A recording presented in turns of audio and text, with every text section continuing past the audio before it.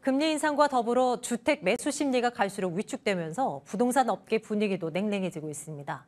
인테리어나 이삿짐 센터, 공인중개소 같은 기존 산업은 물론이고 대세 하락기를 처음 경험하는 부동산 IT 기업들의 상황도 어렵긴 마찬가지입니다. 이한기 기자입니다. 실내 인테리어 업체를 운영하는 60대 박길문 씨는 요즘 고민이 많습니다. 재료비와 인건비가 오른 와중에 부동산 시장이 얼어붙으면서 일감이 반토막 났기 때문입니다. 건설 현장에 이렇게 일하는 사람들은 매매가 좀 이렇게 형성이 잘 돼야 되는데 그런 면이 없어서 일 양이 작년에 비하면 한 50% 정도 감소됐다고 생각하시면 될 겁니다. 요즘 그 건설 현장이 많이 힘듭니다. 그래서. 지난 7월 전국 주택 매매 거래는 39,600건으로 지난해 같은 달 88,937건보다 절반 이상 줄었습니다.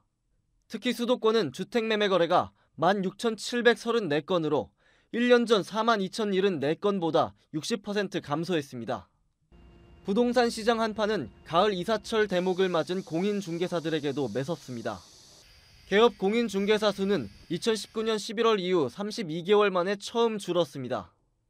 매물 등록을 위해 부동산 플랫폼에 들이는 광고 비용까지 줄여가며 버티는 상황.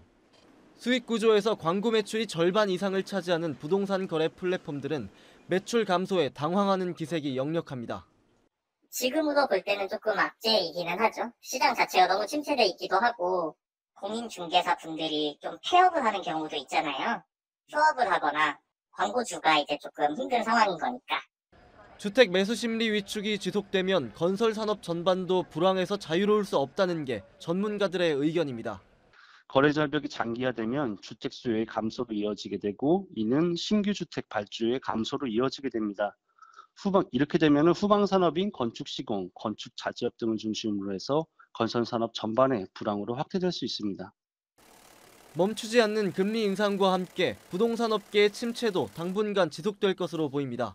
머니투데이 방송 이한기입니다.